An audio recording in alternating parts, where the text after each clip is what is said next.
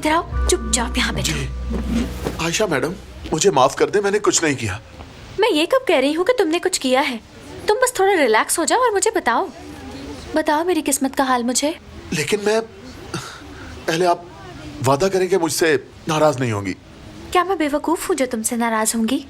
मुझे बताइए, आपने क्या कोई गुनाह किया है या कभी किसी को कोई धोखा दिया हो तो बता दीजिए। कैसी बातें कर रहे हो? मैंने क्या गुनाह किया होगा या किसी को धोखा दिया होगा? अल्लाह अल्लाह, ये क्या कह रहे हो? ये मैं नहीं कहता, मुझे मेरे इल्म ने बताया है। मुझे ऐसा लगा जैसे सब कुछ जलने वाला हो। मैम, एक आग देखी है मैंने।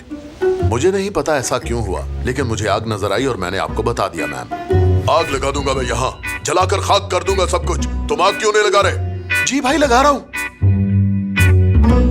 और फिर मैंने किसी को बेहोश होते देखा। आखिर कौन हो सकता है वो? ये किसकी बात कर रहे हो तुम? हाँ, अच्छा ये बताइए, आपकी दूसरी शादी है? बिल्कुल नहीं।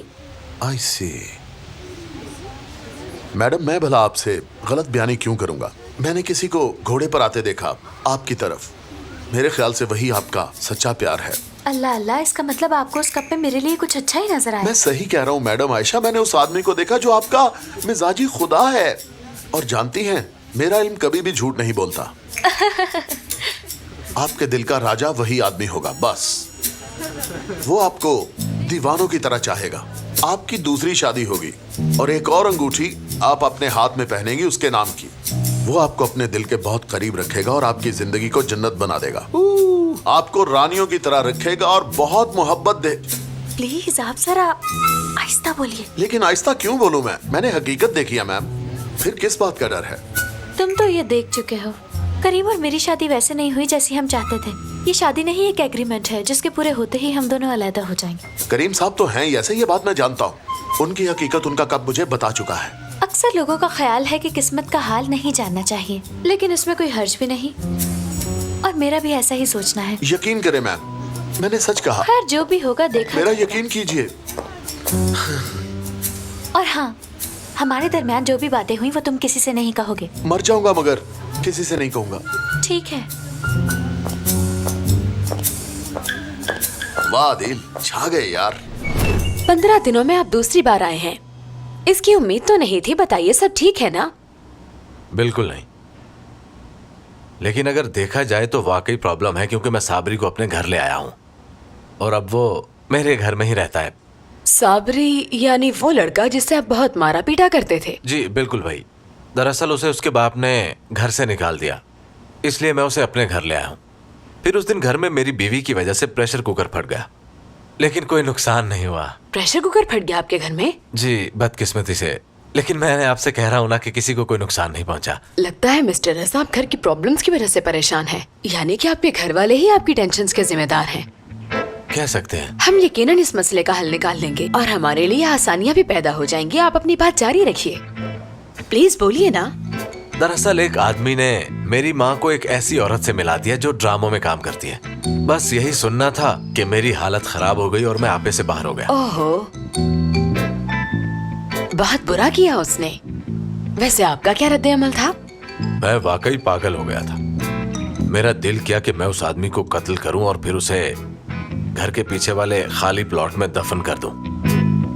लेकिन मैंने उस आदमी को भी छोड़ दिया, कुछ नहीं कहा उसे मैंने। मुझे नहीं मालूम कि किस चीज ने मुझे रोक लिया। तो आपने उसे मारा नहीं और छोड़ दिया?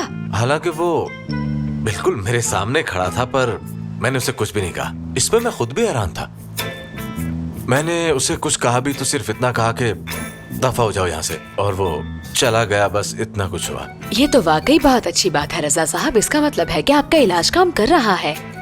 मगर एक बात मुझे समझ नहीं आई, जैसे कि आपने बताया कि आप साबरी को अपने घर ले आए हैं, आपको नहीं लगता ये बहुत रिस्की है? आपने ठीक कहा, ये वाकई रिस्की है। जबकि साबरी सारा दिन मेरे साथ होता है, फिर भी मैं उसे कुछ नहीं कहता।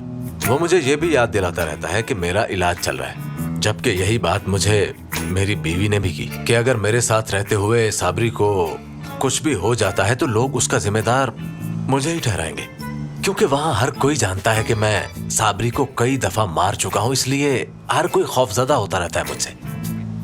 क्या लगता है आपको, मैं ठीक हो रहा हूं? जी लग तो रहा है, आपकी इजाजत हो तो मैं ये टिश्यू ले लूं जरा। जी जी, क्यों नहीं।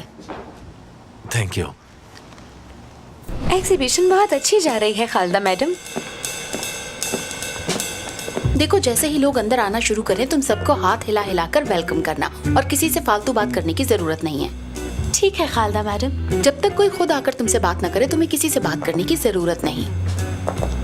वाह, क्या लाजवाब पेंटिंग है। जानती हो आयशा, ये पेंटर मेरी फेवरेट पेंटर है और उसकी बनाई हुई तस्वीर मैं अपने घर जरूर लेकर जाती हूँ। कितनी लाजवाब है ना। जी, ये पेंटिंग आपको मुबारक हो। जरा देखो, ये वही आर्टिस्ट है। अभी वो हमारे पास मिलने के लिए आएगी और अगर उसने पूछा कि ये पेंटिंग कैसी लगी तो क्या कहोगी तुम?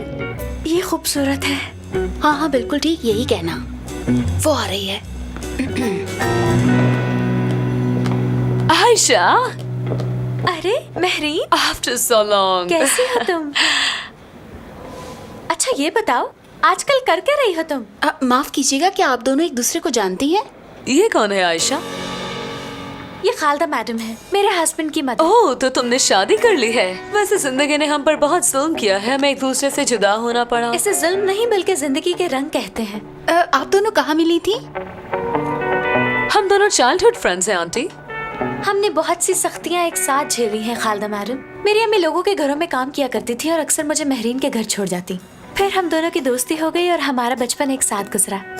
बचपन में जो खेल हम खेलते थे याद है ना? एक एक बात याद है मुझे। मैं और आयशा बचपन में बहुत शरारतें किया करते थे।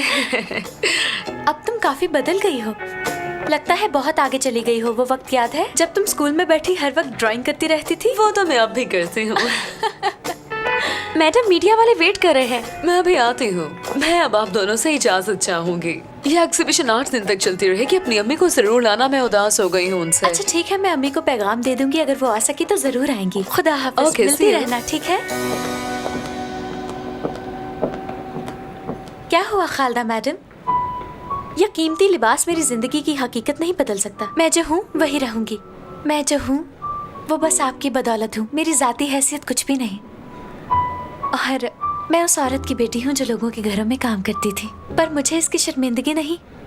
खालिदा मैडम, आपसे मैंने बहुत कुछ सीखा। आज आप भी एक बात सीखिए, अपने किसी रिश्ते को भी बाइस से शर्मिंदगी मत समझिए। अपने बाइस से शर्मिंदगी नहीं होते। जैसे कि मैं और समीर भाई और हुरिया भाभी, हम सब आपके अपने हैं। प्लीज अपनी फैमिली से प्यार करना सीखिए मैडम, दुनिया जन्नत बन जाएगी। और फिर ये काम इतना मुश्किल भी नहीं है। एक्सक्यूज मी, जरा सुनिए, मुझे ये पेंटिंग खरीदनी है, पैक करवा दीजिए। ये पेंटिंग मिस आयशा को मैम ने गिफ्ट कर दी है। क्या?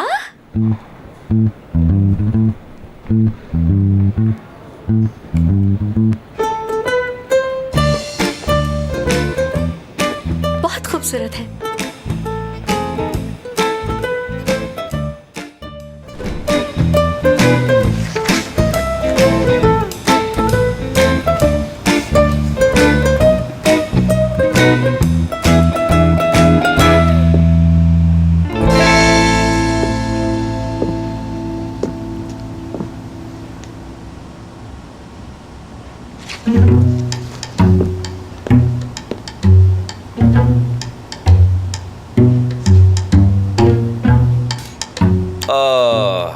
देखो देखो देखो, ये रही।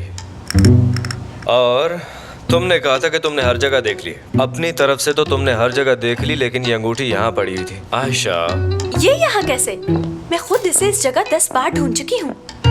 शायद तुम अंधी हो फिर। तुम तो जानते हो मैं इस अंगूठी को किस तरह पागलों की तरह ढूंढ रही थी। लगता है ठीक से नहीं देखोगा। चलो कोई बात नहीं, अब तो पहन लो ना। अंगूठी मिल गई, अब कोई मसला नहीं होगा। आयशा, अब इसे पहन लो ना, दोबारा गुम जाएगी ये।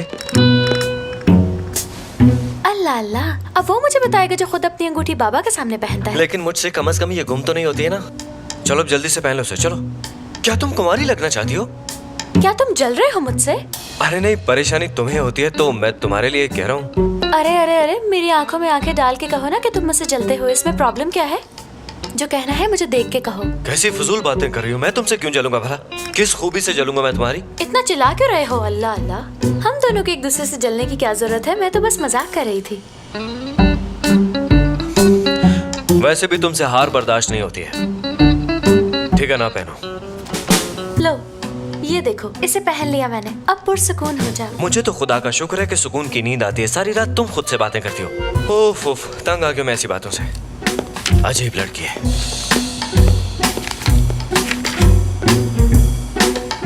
क्या तुमने पहनी हुई दिखाओ मुझे। ठीक है, अब दोबारा मत उतारो। ठीक है।